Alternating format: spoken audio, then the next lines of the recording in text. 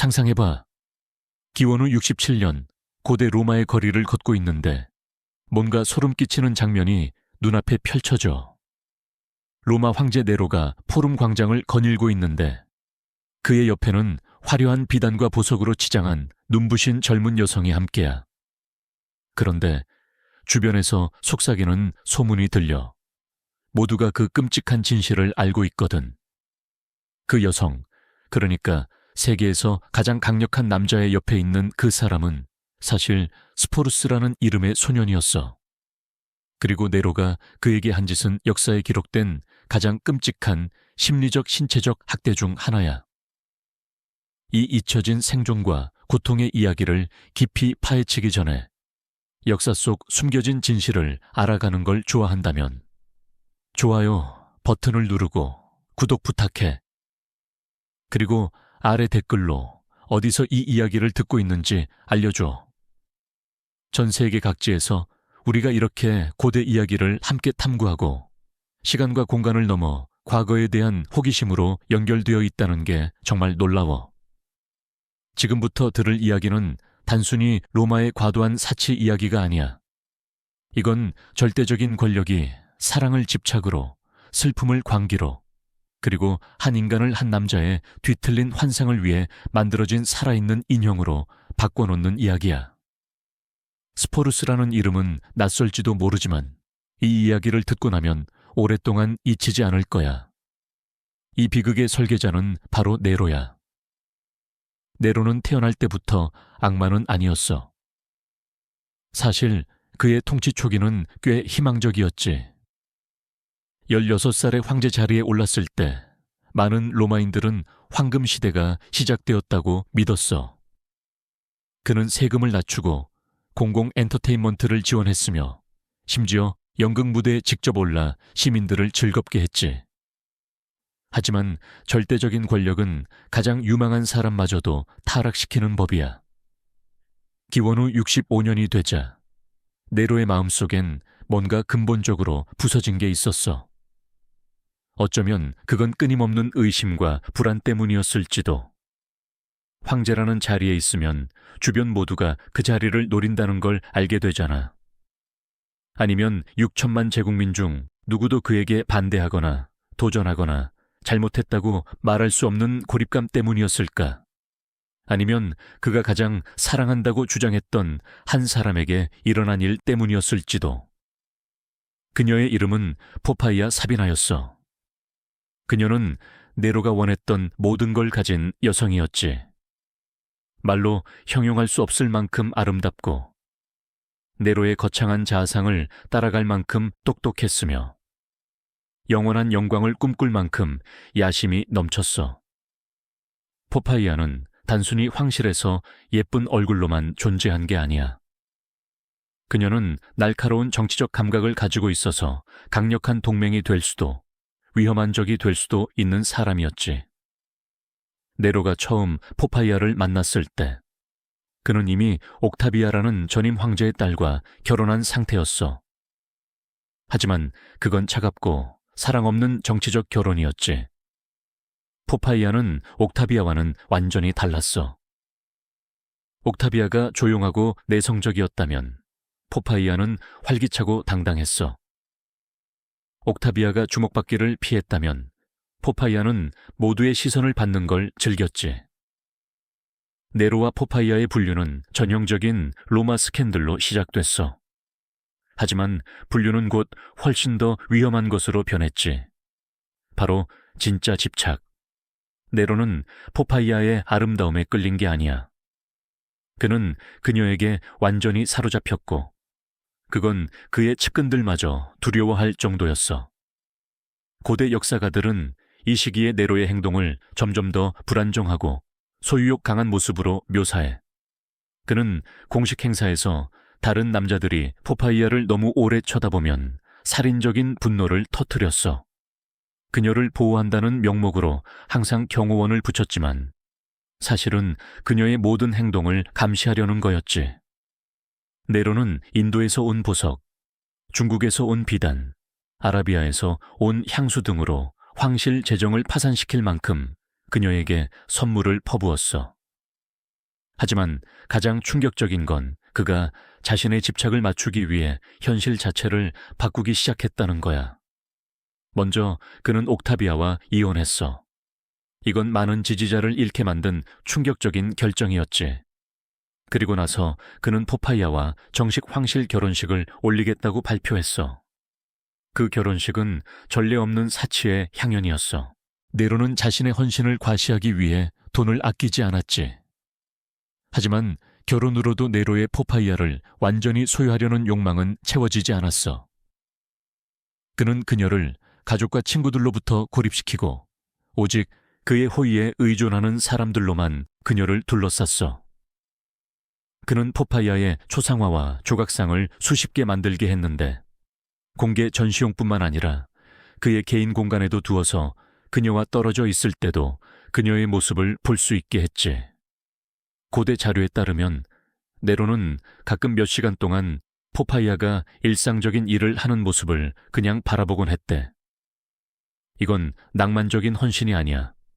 이건 사랑을 소유와 혼동한 사람, 다른 인간을 독립적인 존재가 아니라 오직 자신의 즐거움을 위해 존재하는 아름다운 물건으로 본 사람의 행동이었어. 포파이아도 자신이 어떤 위험한 게임을 하고 있는지 알고 있었어. 그녀는 자신의 아름다움과 네로의 집착이 그녀에게 엄청난 권력을 준다는 걸 알았지만 그 권력이 큰 위험을 동반한다는 것도 충분히 똑똑해서 이해했지. 그녀는 자신의 영향력을 이용해 가족의 이익을 챙기고 네로의 애정이 흔들릴 경우 자신을 보호해줄 지지자 네트워크를 구축했어. 하지만 포파이아에게는 치명적인 약점이 있었어. 그녀는 네로에게 맞서는 걸 두려워하지 않았지. 황실의 다른 모든 사람들이 네로의 기분을 맞추는 법을 배웠을 때 포파이아는 자신의 독립적인 정신을 유지했어. 그녀는 네로와 정책 결정에 대해 논쟁하고 그의 예술적 활동을 비판하며 심지어 그의 공연이 형편없다고 생각하면 조롱하기도 했어.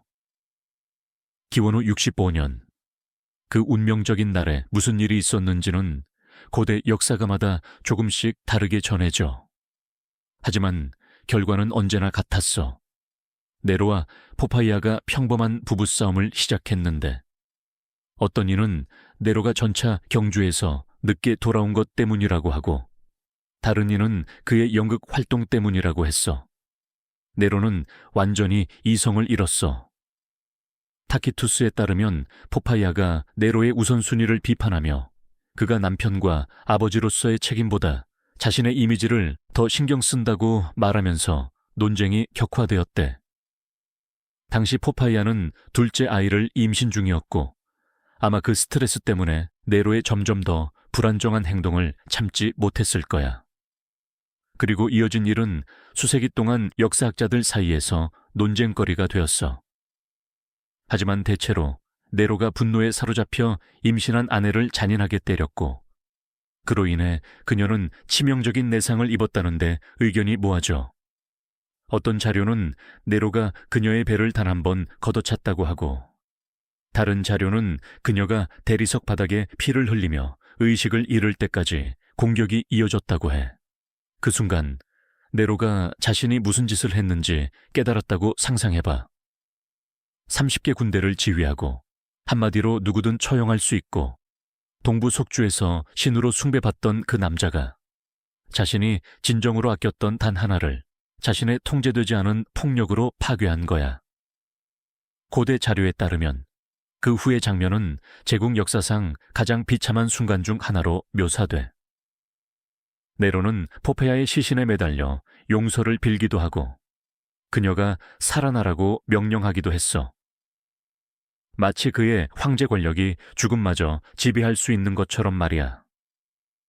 그는 로마 최고의 의사들을 불러 그녀를 살리라며 거액을 약속하고 실패하면 고문하겠다고 위협했어. 하지만 너무 늦었지. 포파이아는 몇 시간 안에 죽었고 그녀가 잉태했던 태아도 함께 사라졌어. 그 순간 네로의 마음속에서 뭔가 근본적으로 무너졌어. 네로의 슬픔은 단순한 감정적 붕괴가 아니었어. 현실과의 완전한 단절이었지. 그는 포파이아의 시신을 로마 전통에 따라 화장하지 않고 방부 처리해서 이전 황제들보다 더 화려한 무덤에 안치했어. 그는 그녀를 신으로 선포하고 그녀를 기리는 종교를 만들었으며 며칠 동안 그녀의 시신과 마치 살아있는 것처럼 대화했어. 황실은 이제 더 위험한 곳이 되었어. 신하들은 포파이아가 아직 살아있는 것처럼 행동해야 했고 그녀를 현재 시제로 언급하며 연회에서 그녀의 자리를 비워놓아야 했어. 네로가 슬픔에서 벗어나야 한다고 제안한 사람은 즉시 추방되거나 더 끔찍한 운명을 맞았지. 이때 스포루스가 네로의 시야에 들어왔어. 그는 그때까지 자신이 어떤 악몽 속으로 걸어 들어가는지도 몰랐지. 스포루스는 14알 19살쯤이었고 황실 노예로 태어났지만 어린 시절에 해방된 상태였어. 그는 궁전 안에서 교육을 받아 행정 업무를 준비하던 상대적으로 특권을 누리는 위치에 있었지. 하지만 이런 특권은 황제의 호의에 완전히 의존한다는 뜻이야. 해방 노예는 그들의 전 주인에게 모든 걸 빚지고 있어서 법적 보호 없이 언제든 버려지거나 처벌받거나 죽임을 당할 수 있었어. 스포루스를 네로의 눈에 띄게 한 건 그의 지능이나 능력이 아니었어. 바로 그의 얼굴이었지. 여러 고대 자료에 따르면 스포루스는 죽은 포파이아와 특히 눈과 섬세한 뼈 구조에서 놀라울 정도로 닮았어. 로마인들이 외모의 유사함이 더 깊은 영적 연결을 의미한다고 믿던 시대에 이런 비슷함은 거의 초자연적인 것처럼 보였을 거야. 포파이아의 죽음 이후 네로가 스포루스를 처음 봤을 때 그의 망가진 마음속에서 뭔가 딸깍 맞춰줬어. 여기 되돌릴 수 없는 것을 되돌릴 기회가 있었던 거야. 그 비슷함이 너무 강렬해서 네로는 한순간 포파이아의 영혼이 새 형태로 돌아왔다고 믿었을지도 몰라. 물론 한 가지 명백한 문제가 있었지. 스포루스는 남자였어. 하지만 자신을 신이라고 믿고 몇 달 동안 시신과 대화했던 네로에게 성별을 바꾸는 건 사소한 장애물로 보였을 거야. 그 다음에 일어난 일은 인류 역사상 가장 계산된 잔혹 행위 중 하나야. 네로는 스포루스를 여자로 꾸미는데 그치지 않았어. 그는 그 변형을 영구적으로 만들기로 결정했지. 그는 로마 최고의 의사들을 불러 스포루스를 더 여성적으로 보이게 하는 수술을 명령했어. 이건 단순한 신체 훼손이 아니야.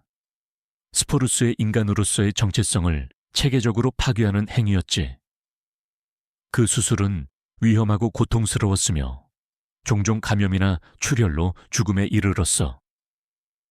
설령 스포루스가 살아남는다 해도 그는 신체적, 감정적, 사회적으로 영원히 바뀌었을 거야. 그는 아이를 낳을 수도, 정상적인 관계를 맺을 수도, 로마 사회에서 완전한 남자로 인정받을 수도 없게 되었지.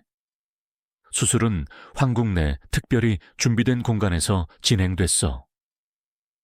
고대의 수술은 원시적이었고 기본적인 도구와 조잡한 마취제에 의존했지. 그 과정은 몇 시간 동안 극심한 고통을 동반했을 거야. 스포루스는 경호원들에게 붙잡힌 채 의사들이 도구를 들고 다가오는 모습을 봤을 거야. 그의 비명은 누구에게도 들리지 않았을 거야. 스포루스가 회복되자 몇 주 또는 몇 달이 걸렸을 과정. 네로는 더욱 충격적인 결정을 내렸어. 그는 스포루스와 정식 황실 결혼식을 올리겠다고 발표했지. 준비는 몇 달에 걸쳐 진행됐고 엄청난 자원을 소모했어. 스포루스는 포파이아의 이름을 따서 사비나라는 새 이름을 받았고 그의 새로운 역할에 맞게 준비되기 위해 특별한 거처로 옮겨졌어. 황실 재봉사들은 그의 변형된 체형을 돋보이게 하고 남성적 특징을 숨길 수 있는 드레스를 만들었어. 보석장인들은 포파이아가 소유했던 보석을 포함해 그를 위해 특별한 장신구를 제작했지. 이건 단순한 액세서리가 아니었어. 죽은 여성을 상기시키는 물리적 연결고리, 스포루스가 대체해야 했던 사람을 떠올리게 하는 족쇄였지. 메이크업 아티스트들은 그의 얼굴을 더 여성적으로 보이게 하는 기술을 가르쳤어. 눈을 더 크게 보이게 하는 콜, 뺨을 붉게 만드는 루즈, 얼굴의 각진 부분을 부드럽게 하는 파우더 사용법을 배웠지. 이건 단순히 외모를 바꾸는 게 아니었어. 그의 원래 정체성을 체계적으로 지우는 연습이었지. 미용사들은 로마 귀족 여성들 사이에서 유행하던 복잡한 헤어스타일링을 가르쳤어. 그의 머리는 자르고 말고 값비싼 장신구로 꾸며줬어. 이 과정은 매일 몇 시간을 소요했고 여러 하인과 뜨거운 금속 도구가 필요했지. 하지만 가장 심리적으로 파괴적인 건 여성스러운 행동과 태도를 배우는 과정이었어. 스포루스는 여성답게 걷고 앉고 손짓하는 법을 배웠어. 손을 어떻게 들지, 발을 어떻게 놓을지, 옷을 어떻게 정리할지, 그리고 공간을 우아하게 움직이는 법을 배웠지. 음성 코치들은 그의 말투를 더 높은 톤으로 바꾸고 여성적인 언어 습관을 익히게 했어. 이건 특히 어려웠을 거야. 목소리 패턴은 깊이 뿌리 박혀 있어서 의식적으로 바꾸기 힘들거든. 이 모든 과정을 상상해봐. 매일 스포루스는 거울을 보며 낯선 사람의 얼굴을 마주해야 했어. 여성스러운 행동을 배우는 모든 순간은 그의 정체성이 지워지고 있다는 걸 상기시켰지. 포파이아가 썼던 보석은 그를 묶는 족쇄였어. 결혼식은 기원 후 67년 봄, 종교 축제와 맞춰 진행됐어. 네로는 이 결혼식을 로마 역사상 가장 위대한 황제에 걸맞은 정식 황실 결혼식으로 만들었어. 의식은 궁전 최대 홀에서 열렸고 수입된 꽃으로 장식되고 수천 개의 기름 램프로 빛났어. 음악가들은 전통 결혼 노래를 연주했고 하인들은 최고급 와인과 진미를 제공했지. 겉으로 보면 평범한 황실 결혼식처럼 보였을지도. 하지만 내막을 아는 사람들은 이게 전례 없는 불안한 장면이라는 걸 알았어. 세계에서 가장 강력한 남자가 외가적으로 변형된 10대 소년을 죽은 아내로 꾸며 공개적으로 결혼하는 모습이잖아. 의식은 모든 로마 전통을 따랐어. 서약 교환, 손 맞잡기, 신성한 빵 나누기, 법적 문서 서명까지. 하객들은 축하 인사와 값비싼 선물을 바치며 적절한 기쁨을 연기했지. 하지만 분위기는 공포와 매혹, 그리고 근본적으로 잘못된 일에 참여하는 긴장감으로 가득했을 거야. 결혼 후 네로는 스포루스를 정식 황후처럼 대했어. 스포루스는 자신의 가문 직원, 궁전 내 거처, 황실 재정에서 나오는 수입을 받았어. 그는 이동용 가마, 말, 그리고 수행원까지 가졌지. 하지만 이 모든 호화로움은 끔찍한 대가를 치러야 했어. 그의 원래 정체성은 완전히 지워졌고 심리적으로 파괴적인 역할을 계속 수행해야 했지. 스포루스는 공식 행사에서 네로를 따라다니며 국빈 만찬에서 그의 옆에 앉고 모든 상호작용에서 헌신적인 아내 역할을 해야 했어. 이건 단순히 겉모습 문제가 아니었어. 네로는 진심으로 포파이아를 되살렸다고 믿는 것 같았어. 그는 스포루스를 포파이아의 이름으로 부르고 실제로는 존재하지 않았던 공유된 추억을 떠올리며 그에 맞는 반응을 기대했지. 스포루스에게 매일은 실수 하나면 죽음으로 이어질 수 있는 고위험 연기였어. 그는 여성처럼 보이고 행동하는 법뿐만 아니라 포파이아인 척 반응하는 법을 기억해야 했어. 네로가 과거 결혼의 사건을 언급하면 스포루스는 마치 그걸 직접 경험한 것처럼 반응해야 했어. 고대 자료에 따르면 스포루스는 이 속임수에 점점 더 능숙해졌고 네로의 기분을 예측하고 적절히 반응하는 거의 초자연적인 능력을 발휘했대. 하지만 시간이 지나면서 그는 점점 더 내성적이고 우울해졌어. 그래도 공개적으로는 완벽히 역할을 수행했지. 스포루스의 시련은 네로가 그리스로 여행을 떠나면서 새로운 정점에 달했어. 네로는 자신을 예술가로 여겼고 자신의 재능이 제대로 인정받을 그리스 축제에 참가하고 싶어 했지. 당연히 스포루스도 따라갔고 외국 귀족들에게 로마 황후로 소개됐어.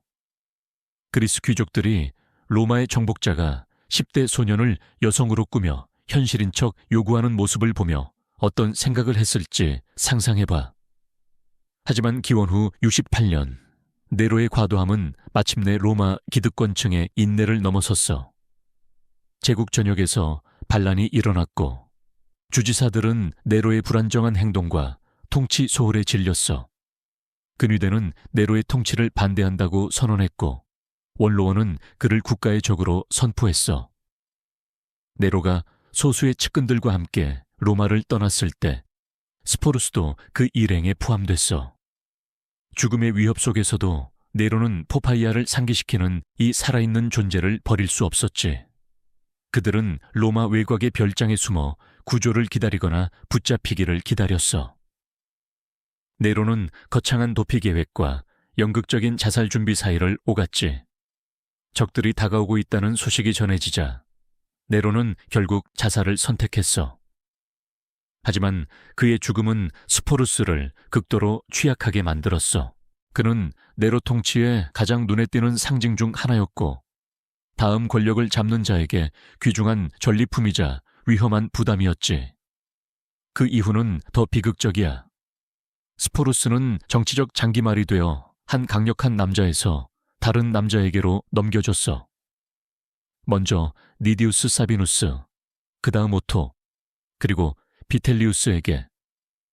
그들 모두 네로처럼 그를 여성으로 꾸미고 포파이아의 이름으로 불렀지.